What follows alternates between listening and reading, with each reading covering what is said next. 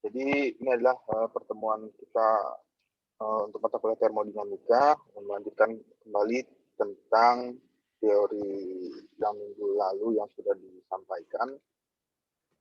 Nggak bisa soal di sini mah.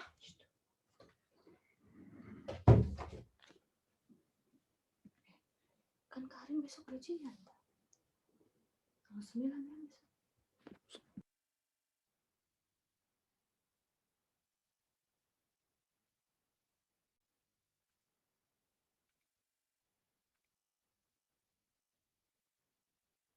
Ya, jadi seperti ini. Jadi secara general atau secara umum, secara garis besar dari termodinamika itu ya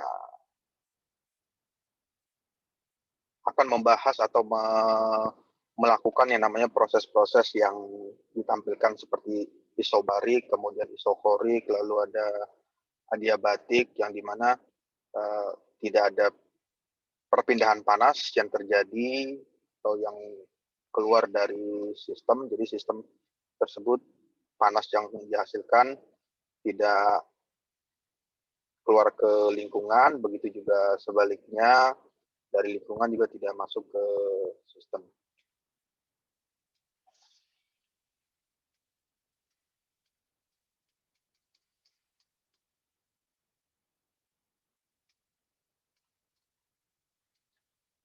Lalu yang selanjutnya adalah mengenai properti termodinamika. Jadi kalau Anda pernah mendengar kata properti atau kata istilah properties thermodynamic, nah di bagian ini ada hal yang paling penting dalam mempengaruhi properti termodinamika tersebut adalah karakteristik yang menentukan sifat dari sistem. Jadi dengan mengetahui properti termodinamika, maka bisa dicari tahu atau bisa diketahui sifat yang dimiliki oleh sistem. Sebagai contoh, misalkan sistem yang ingin dianalisa atau sistem yang ingin diamati nyala api, nyala lilin. Berarti dengan mengetahui properti dari pertama dari material yang terbakar, lilin tersebut, kemudian dari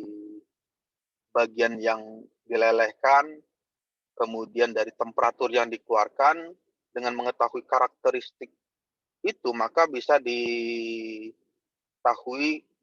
sifat dari sistem yang ingin dianalisa tersebut. Itu hanya sebagai contoh, misalkan ingin menganalisa yang dianggap sistemnya itu adalah nyala lilin atau nyala api unggun, atau menganalisa misalkan sistem untuk pembakaran motor bakar, internal combustion engine, itu adalah sistemnya. Lalu propertinya apa saja? Misalnya properti dari bahan bakar, kemudian properti dari udara yang masuk, berapa persentase perbandingan antara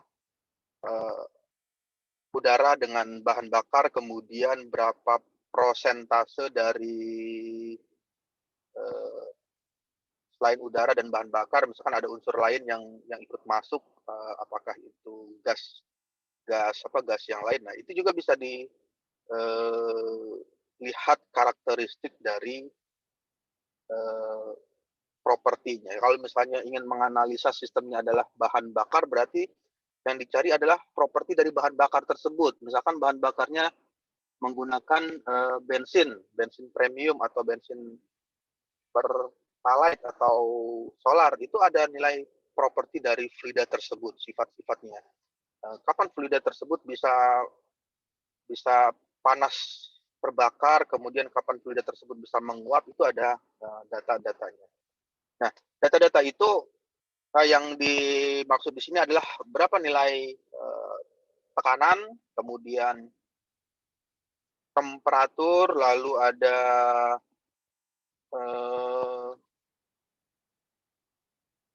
volume, kemudian ada massa.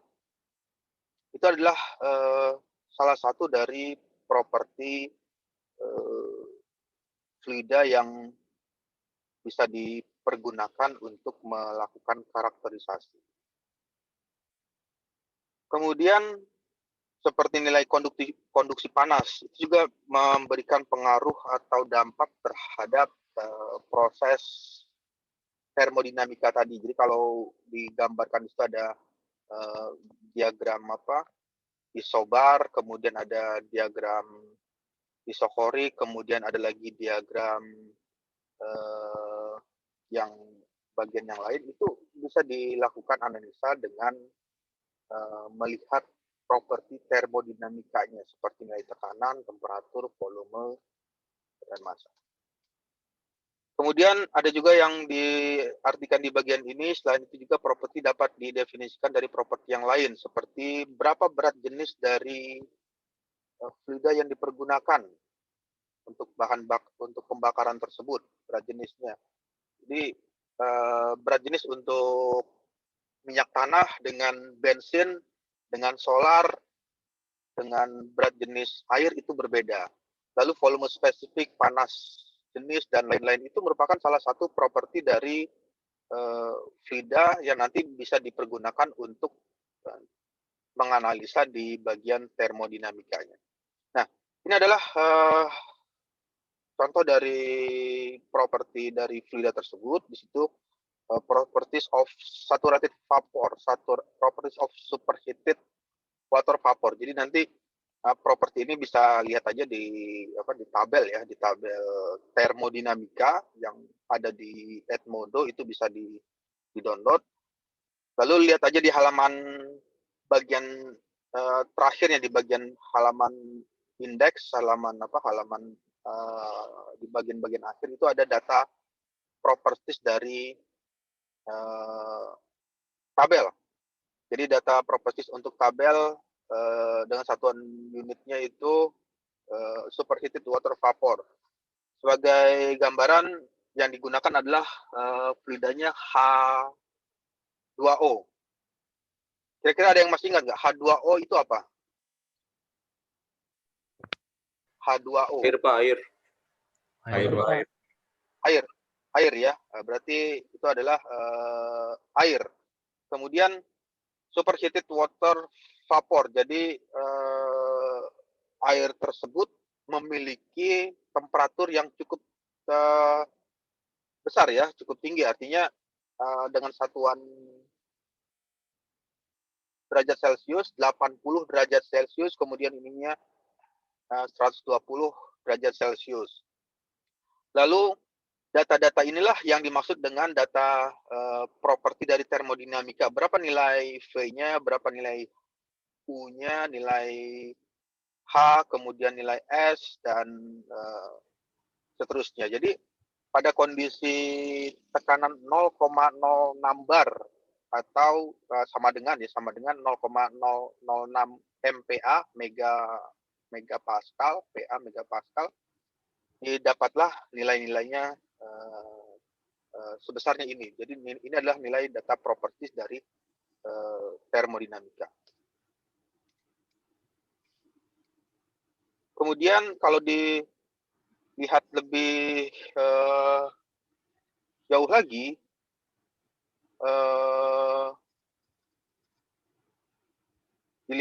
lebih jauh lagi, ini ada data propertiesnya itu cukup banyak ya tabelnya. Kalau yang tadi hanya contohnya hanya sedikit, tapi kalau yang ini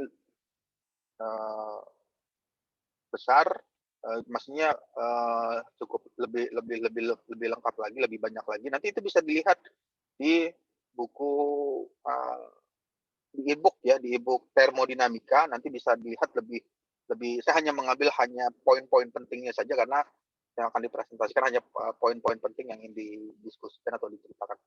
Jadi di bagian ini ada masih sama H2O, temperaturnya dengan temperatur yang lebih kecil ya, 0,01 derajat Celcius. Jadi cukup ya hampir mendekati titik beku dari kalau ini adalah water, berarti air kan membeku pada 0 derajat Celcius. Jadi ya hampir mendekati titik beku.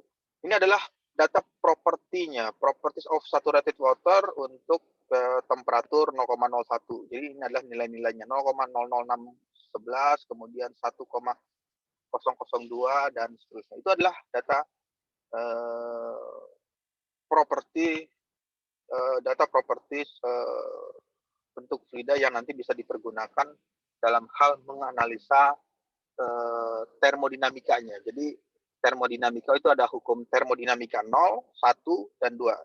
Data-data ini cukup berfungsi nanti bagaimana melakukan analisa di suatu sistem atau lingkungan yang saling berinteraksi maupun tidak ada interaksi.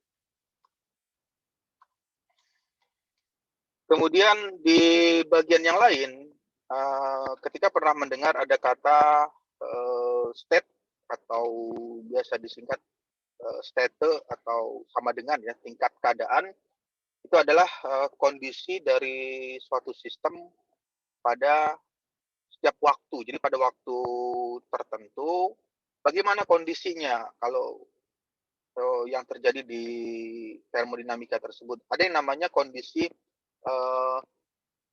steady state, dalam keadaan tunak steady. Steady itu artinya tunak, state tingkat keadaannya tunak itu artinya aliran fluidanya terjadi tidak mengalami perubahan, umpama misalkan kecepatannya 10 meter per second dalam waktu 10 menit. Jadi dalam waktu 10 menit itu fluida mengalir dengan temperatur, katakanlah temperatur fluida mengalir tersebut, water yang mengalir dengan temperatur 80 derajat Celcius. Itu tidak mengalami perubahan. Jadi pada waktu 10 menit tersebut temperaturnya dalam keadaan stabil. Kemudian yang kebalikannya adalah kondisi unsteady. Jadi unsteady state. Jadi kalau pada kondisi ini temperatur yang mengalir mengalami perubahan yang fluktuatif, artinya berubah-ubah secara terus-menerus. Jadi dalam waktu 30 detik dengan waktu 1 menit dengan waktu 2 menit itu mengalami perubahan. Itulah kondisi unsteady. Lalu suatu sistem dapat berada pada suatu kondisi yang tak berubah apabila masing-masing jenis properti sistem tersebut dapat diukur. Nah, di sini yang tadi diartikan dengan kondisi unsteady. Jadi pada kondisi unsteady itu dilakukanlah pengukuran terhadap fluida yang mengalir, terhadap temperatur dari properti fluida yang dipergunakan tersebut untuk dianalisis secara pendekatan termodinamikanya. Di bagian ini yang dimaksud dengan termodinamika itu yang dikaji dalam hal proses keseimbangan panasnya, proses terjadinya entropi, kemudian hukum dari kekekalan energi. Ya, lalu di bagian yang selanjutnya ada istilah proses. Jadi kalau dalam hal ini di bagian termodinamika nanti suatu saat akan pernah mendengar yang namanya kata proses. Apa yang dimaksud dengan proses? Proses itu bisa diartikan kurang lebihnya apabila ada 2 atau lebih state. State itu suatu tingkatan atau suatu keadaan yang identik dan ada perubahan sistem termodinamika dari keadaan seimbang satu menjadi keadaan seimbang yang lain. Nah, ini adalah proses. Jadi sama seperti proses kondisi sebagai contohnya yang paling mudah dipahami ketika Anda melakukan pergi ke daerah puncak atau tempat pemandian air panas. Apa yang pertama kali dilakukan? Yang dilakukan adalah memasukkan kaki atau memasukkan telapak kaki. Tujuannya adalah untuk menyeimbangkan temperatur yang ada di kolam air hangat dengan suhu tubuh. Nah, itu adalah prosesnya. Jadi ketika suhu tubuhnya sudah mulai mendekati atau sudah stabil dengan suhu yang ada di dalam kolam pemandian air panas tersebut, maka baru bisa mencemplungkan atau memasukkan ke seluruh anggota tubuh. Nah, inilah yang dimaksud dengan proses. Proses di bagian ini adalah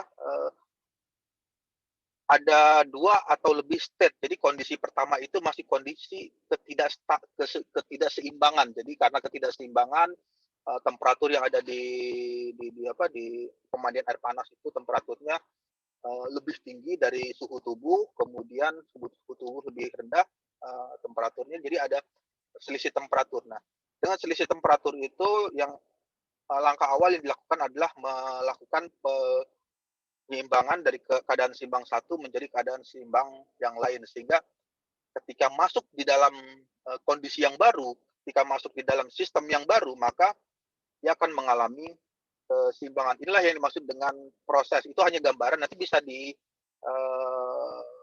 dikondisikan atau bisa diartikan untuk, bidang,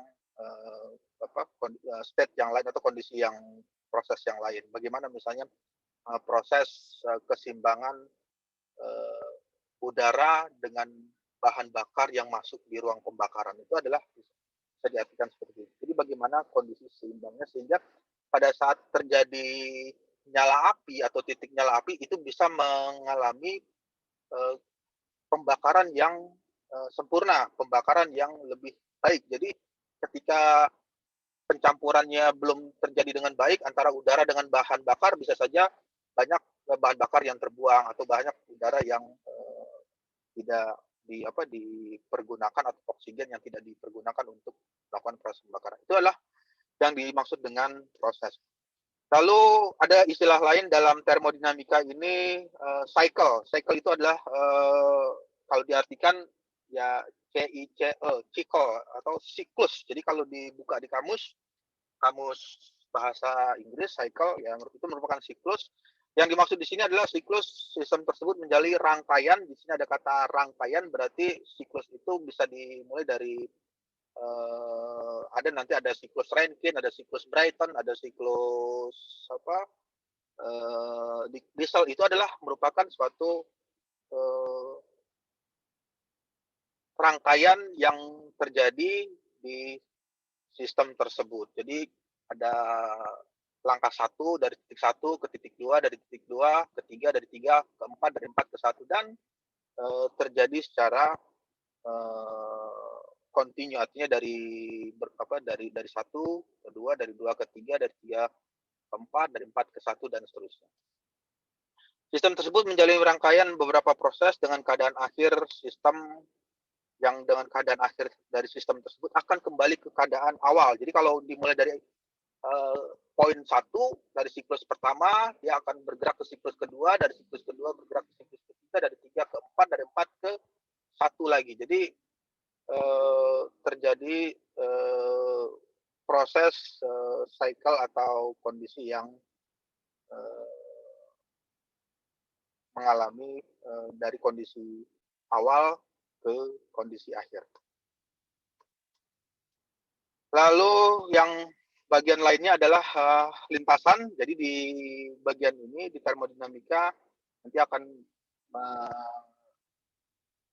memahami atau mengerti apa yang dimaksud dengan lintasan. Jadi lintasan itu adalah rangkaian keadaan di antara keadaan awal dan keadaan akhir. Jadi lintasan itu adalah, bagaimana keadaannya ketika berada pada, titik 1 atau kondisi 1, kemudian kondisi kedua, kondisi ketiga, kondisi keempat, itu bagaimana keadaan, yang dialami oleh kondisi tersebut pada kondisi 1, 2, 3, dan 4. Rangkaian keadaan di antara keadaan awal dan, keadaan akhir. Itu adalah merupakan suatu, lintasan. Lalu di bagian selanjutnya adalah mengenai, fase. Fase adalah, sejumlah zat yang homogen. Jadi dikatakan one phase atau satu fase, two phase, 2 fase, three phase, 3 fase, four phase, dan seterusnya. Jika sejumlah zat yang homogen dalam komposisi kimia dan struktur fisiknya. Sebagai contoh misalkan, air mineral, air minum ya, water minum, aqua, air mineral, air bening, air putih. Itu dalam kondisi satu fase, yang dikatakan satu fase, jumlah zatnya homogen, water saja. Jadi, isinya air aqua atau air minum homogen dalam kondisi kimia, komposisi kimianya berarti rumus kimianya H2O, lalu struktur fisiknya seperti apa sifat dari air tersebut, sifatnya compressible bisa dimanfaatkan atau uncompressible itu adalah sifat dari one phase satu fase. Lalu kalau misalnya dua fase berarti fasenya berbeda. Misalkan di dalam sistem tersebut ada water, selain ada water juga ada minyak, kemudian juga ada udara. Nah, udara memiliki rumus atau rumus kimia yang berbeda. Misalkan oksigen dengan H2O berbeda, water. Kalau O2 ya rumusnya adalah O2, kemudian kalau oksigen adalah O2, water adalah H2O. Lalu dari bentuk fisiknya juga berbeda. Kalau yang air, water itu tidak bisa dimanfaatkan, uncompressible, sedangkan yang gas atau oksigen itu bisa compressible atau bisa dimanfaatkan. Jadi seperti itu adalah yang dimaksud dengan fasenya atau kondisi yang berubah atau yang berbeda untuk tiap fase.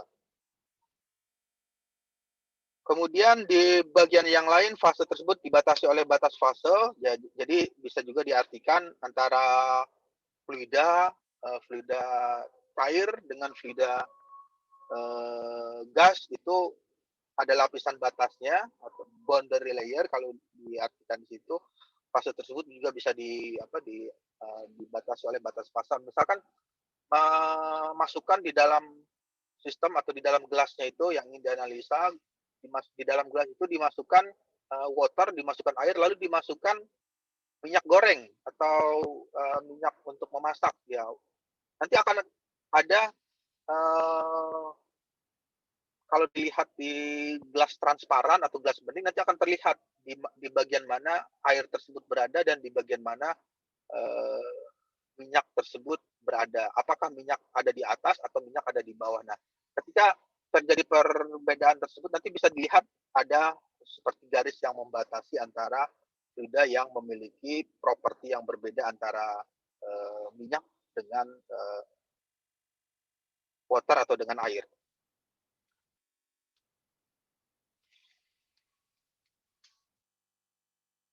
Selanjutnya adalah zat murni. Zat murni ini merupakan suatu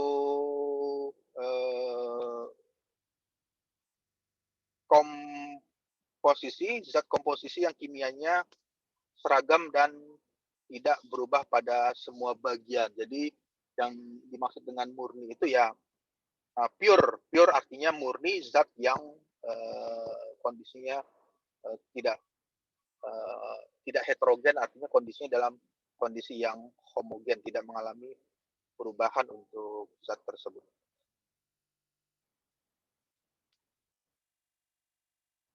Zat ini, untuk zat murni tersebut bisa mengalami pencampuran, bisa didapat dari beberapa fase ya. Jadi ada fase misalkan zat murni untuk water, air, kemudian murni pure water, kemudian pure minyak goreng, kemudian pure minyak bensin atau bahan bakar seperti premium atau pertalite atau solar. Itu adalah kalau dia belum dicampurkan artinya dia masih dalam kondisi murni.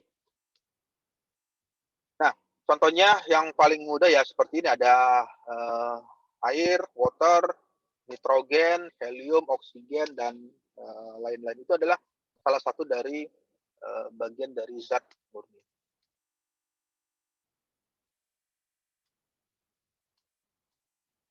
Kemudian data properties termodinamika lainnya adalah nilai temperatur.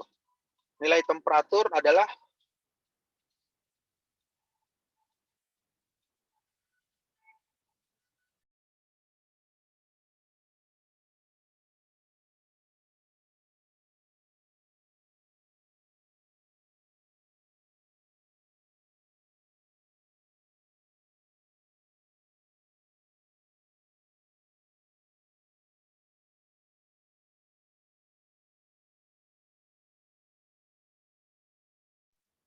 Jadi temperatur itu merupakan salah satu dari properti termodinamika.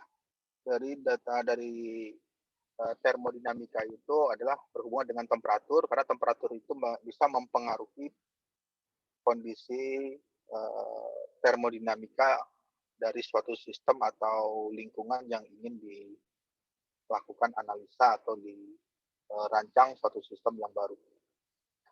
Di bagian ini ukuran temperatur berfungsi untuk mengindikasikan adanya energi panas pada suatu benda padat, cair, atau gas. Jadi temperatur ini berfungsi untuk melakukan indikasi. Jadi mengindikasi itu mengenali apakah material tersebut memiliki suhu yang tinggi untuk material padat, kemudian suhu yang rendah untuk material cair, atau suhu yang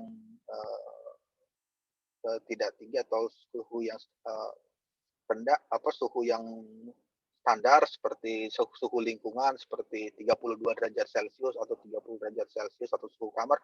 Itu adalah salah satu cara untuk mengindikasikan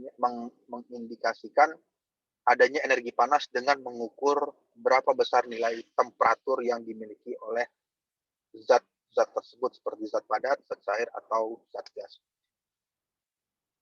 Di bagian lainnya ada hukum Zeroth. Kalau pernah mendengar hukum Zeroth itu, jika dua benda dalam keadaan seimbang, yang dimaksud dengan dua benda dalam keadaan seimbang, misalkan ada benda pertama, benda satu dengan benda dua dalam keadaan seimbang.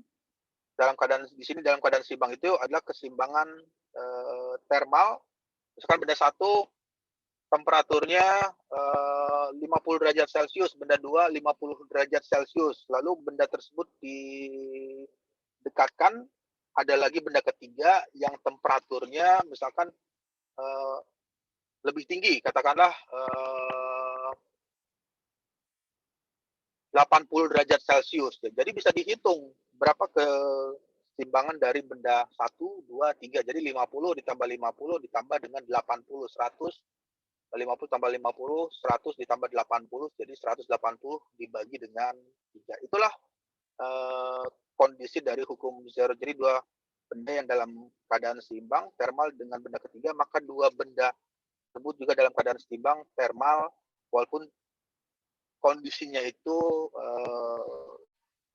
tidak saling bersentuhan. Nah, di sini ada kata tidak saling bersentuhan, berarti terjadi proses perpindahan panas secara radiasi, atau bisa juga terjadi proses perpindahan panas secara konveksi.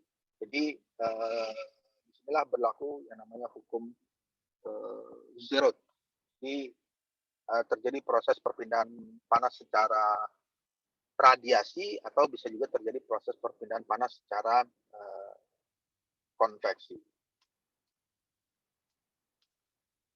Di bagian selanjutnya adalah equilibrium. Jadi pada kondisi ini, di mana kondisi kesetimbangan merupakan kondisi yang ditentukan berdasarkan nilai dari sifat termodinamikanya. Jadi keseimbangan merupakan kondisi yang ditentukan berdasarkan nilai dari sifat termodinamikanya. Nah, sifat termodinamika itu apa ya? Sifat termodinamika itu ya seperti yang tadi ada bisa juga mengacu ke hukum termodinamika pertama, hukum termodinamika kedua, atau hukum termodinamika ke-0. Itu adalah sifatnya. Kemudian kondisinya bisa juga dikondisikan pada saat itu untuk kondisi yang isokorik atau adiabatik, atau kondisi yang isotermal, dan nilai kondisi-kondisi yang lain.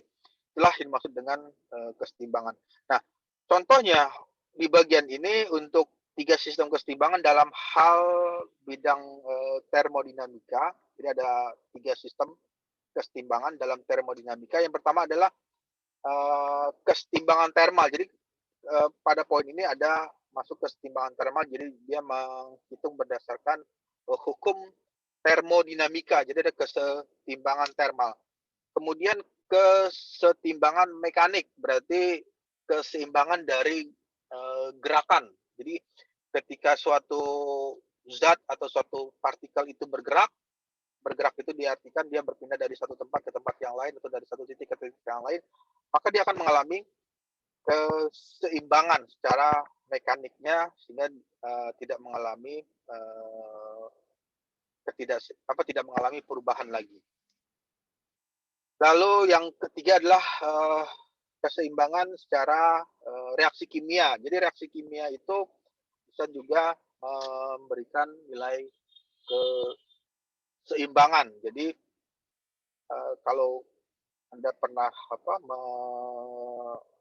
mengingat kembali atau membaca kembali tentang teori keseimbangan kimia, nanti bisa dibuka lagi secara lebih detailnya apa yang dimaksud dengan keseimbangan kimia di mata kuliah sebelumnya. Jadi bisa dibuka lagi apa yang dimaksud dengan keseimbangan kimia. Nah, itulah merupakan kondisi keseimbangan kimia. Kemudian ada proses reversibilitas. Reversibilitas dalam hal ini di bidang termodinamika itu bisa diartikan kemampuan untuk menghilangkan efek dari sebuah sistem atau dengan kata lain membuat keadaan menjadi seperti semula.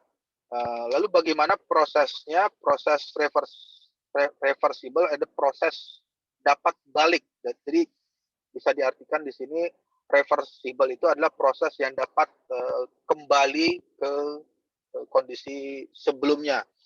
Contohnya misalkan memanaskan atau melelehkan lilin. Jadi lilin dinyalakan dengan api atau lilin dipanaskan pada temperatur tinggi yang awalnya berbentuk padat, kemudian karena temperaturnya ditinggikan maka lilin tersebut berubah menjadi lelehan atau bahkan bisa mencair. Nah, ketika panas tersebut dihilangkan atau ditarik, maka dia akan kembali lagi menjadi proses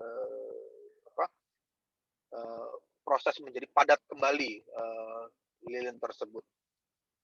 Hal inilah yang disebut dengan kondisi reversible. Lalu yang berikutnya adalah suatu proses yang berlangsung sedemikian hingga setiap bagian yang mengalami perubahan dikembalikan pada keadaan semula tanpa menyebabkan suatu perubahan lain. Jadi pada kondisi reversible ini tidak ada hal yang berubah. Jadi kalau misalnya lilin tersebut berbentuk awalnya berbentuk padatan, ketika dipanaskan pada temperatur yang tinggi, maka lilin tersebut akan meleleh, kemudian berubah menjadi mencair. Setelah itu panasnya dihilangkan atau panasnya dijauhkan sumber panasnya, maka dia akan kembali seperti semula. Jadi lilin tersebut akan berubah menjadi padat kembali. Nah, itu adalah proses reversible. Itu hanya sebagai contoh. Ya, contoh yang lain cukup banyak seperti memanaskan logam cair, logam besi atau steel atau baja dipanaskan dengan high temperatur pada temperatur misalkan pada temperatur 2200 derajat Celcius, kemudian atau pada temperatur tertentu sehingga logam tersebut bisa meleleh dan mencair, kemudian dihilangkan panasnya yang sebagai sumber panas tersebut, maka dia akan kembali lagi menjadi material yang solid atau material yang padat. Inilah yang dimaksud dengan proses reversible.